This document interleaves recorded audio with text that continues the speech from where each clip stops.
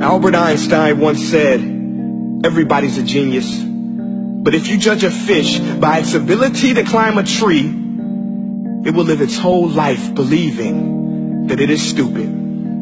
Ladies and gentlemen of the jury, today on trial we have modern day schooling. Glad you could come. Not only does he make fish climb trees, but also makes them climb down and do a 10-mile run. Tell me, school, are you proud of the things you've done?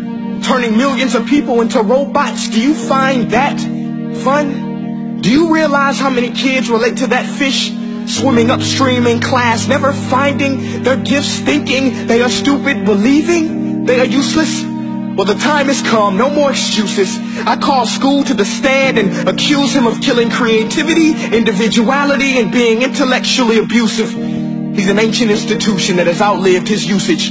So, Your Honor, this concludes my opening statement, and if I may present the evidence of my case, I will prove it. Proceed. Exhibit A. Here's a modern-day phone. Recognize it? Here's a phone from 150 years ago. Big difference, right? Stay with me. Here's a car from today, and here's a car from 150 years ago. Big difference, right? Well, get this. Here's a classroom of today, and here's a class we used 150 years ago. Now, ain't that a shame? In literally more than a century, nothing has changed. Yet you claim to prepare students for the future? But with evidence like that, I must ask, do you prepare students for the future or the past? I did a background check on you and let the record show that you were made to train people to work in factories, which explains why you put students in straight rows, nice and neat, tell them sit still, raise your hand if you want to speak, give them a short break to eat, and for 8 hours a day, tell them what to think. Oh, and make them compete to get an A letter which determines product quality, hence grade A of meat. I get it. Back then, times were different. We all have a past. I myself am no Gandhi. But today, we don't need to make robot zombies. The world has progressed. And now we need people who think creatively, innovatively, critically, independently, with the ability to connect. See, every scientist will tell you that no two brains are the same. And every parent with 2 or more children will confirm that claim. So please explain why you treat students like cookie cutter frames or snapback hats, giving them this one-size-fits-all crap. Watch your language. Sorry, Your Honor, but if a doctor prescribed the exact same medicine to all of his patients, the results will be tragic. So many people will get sick, yet when it comes to school, this is exactly what happens. This educational malpractice, where one teacher stands in front of 20 kids, each one having different strengths, different needs, different gifts, different dreams, and you teach the same thing the same way? That's horrific. Ladies and gentlemen, the defendant should not be acquitted. This may be one of the worst criminal offenses ever to be committed.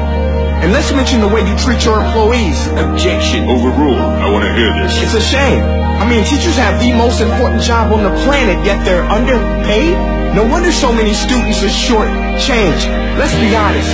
Teachers should earn just as much as doctors, because a doctor can do heart surgery and save the life of a kid. But a great teacher can reach the heart of that kid and allow him to truly live. See, teachers are heroes that often get blamed, but they're not the problem. They work in a system without many options or rights. Curriculums are created by policymakers, most of which have never taught a day in their life. Just obsessed with standardized tests. They think bubbling in a multiple choice question will determine success. That's outlandish. In fact, these tests are too cruel to be used and should be abandoned, but don't take my word for it. Take Frederick J. Kelly, the man who invented standardized testing, who said, and I quote, "These tests are too cruel to be used and should be abandoned." Ladies and gentlemen of the jury, if we continue down this road, the results will be lethal. I don't have much faith in school, but I do have faith in people. And if we can customize healthcare, cars, and Facebook pages, then it is our duty to do the same for education, to upgrade and change and do away with school spirit, because that's useless unless we're working to bring the spirit out of each and every student. That should be our task. No more Common Core. Instead, let's reach the core of every heart in every class. Sure, math is important, but no more than art or dance. Let's give every gift an equal chance. I know this sounds like a dream, but countries like Finland are doing impressive things. They have shorter school days, teachers make a decent wage, homework is non-existent, and they focus on collaboration instead of competition. But here's the kicker, boys and girls.